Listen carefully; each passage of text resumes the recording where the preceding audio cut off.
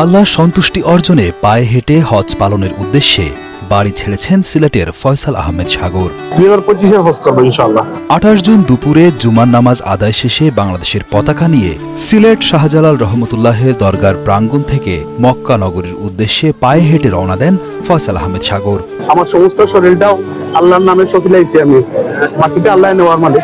আপনারা আমার লাগি দোয়া করতে যাতে আমার কোনো রাস্তার কোনো সমস্যা না হয়, আল্লাহ যাতে আমার ফিরিয়ে আপনার মাঝে আবার আনয়। পায়ে হেঁটে ফয়সালের এই হজ যাত্রার সময় তার জন্য সকলের কাছে সহযোগিতা ও দোয়া চেয়েছেন ফয়সালের মাদ্রাসা পড়ুয়া ছেলে সালমান।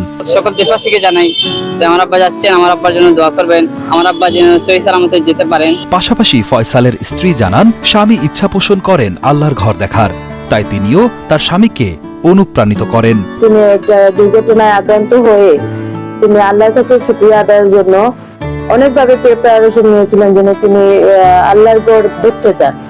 তখন তিনি এই উদ্যোগটা নিলেন, যেহেতু আল্লাহ আমাকে সহি সালামত সুস্থ একজন মানুষ হিসাবে রেখেছে, তখন তিনি এভাবে হেঁটে চলে যেতে চান। তো আমি ওনাকে সাপোর্ট দিয়েছি, যেন তোমার মন থেকে যেহেতু তুমি উৎসাহিত হয়েছে, তুমি যাও। আমরা তোর গেছে আশাই আর আমার বাচ্চাও গেছে, বাচ্চা সহি সালামতের জন্য জায়গাতে বসে আল্লাহর ঘর দেখতো। সিলেটের খাসদবির এলাকার বাসিন্দা ফয়সাল একসময় ছোটখাটো ব্যবসার সাথে জড়িত থাকলেও বর্তমানে তেমন কিছুই করেন না।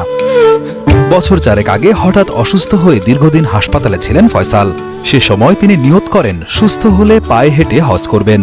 আল্লাহকে খুশি করতে এই নিয়ত পূরণ করতেই অল্প কিছু টাকা সাথে নিয়ে আল্লাহর উপর ভরসা করে পায়ে হেঁটেই হজ করার উদ্দেশ্যে বাড়ি থেকে রওনা হন তিনি। আমি তো এখন বর্তমানে মুসাফির, আমি যেখানে রাত হবে সেখানে মসজিদ পাবো, সেখানে আমি সবাই অনেকেই সহযোগিতা করতেছে, তাদের সহযোগিতা নিয়ে যাচ্ছে। আমার কোনো ব্যক্তিগত কোনো আর্থিক নেই।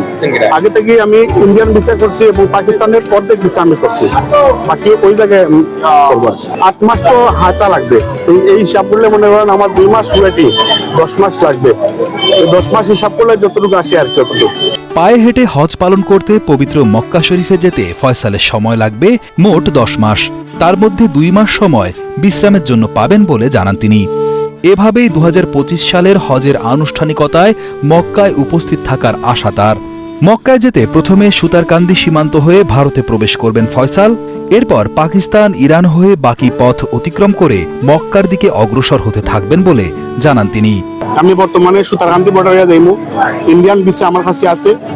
আমি দিল্লিত গিয়া পাকিস্তানের ভিসা লইয়া, রাজস্থান লইয়া পাকিস্তান যাইবো ইনশাআল্লাহ। আর পাকিস্তান থেকে ইরানের ভিসা, ইরান থেকে আমি দুবাইয়ের ভিসা, দুবাই থেকে আমি কাতারের ভিসা এবং সহজে সৌদির ভিসা লইয়া আমি প্রবেশ করব।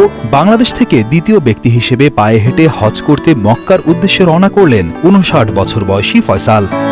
এর আগে লম্বা পথ পায়ে হেঁটে পাড়ি দেওয়ার অভিজ্ঞতা না থাকলেও একসময় ফুটবলার ছিলেন বলে জানিয়েছেন তিনি।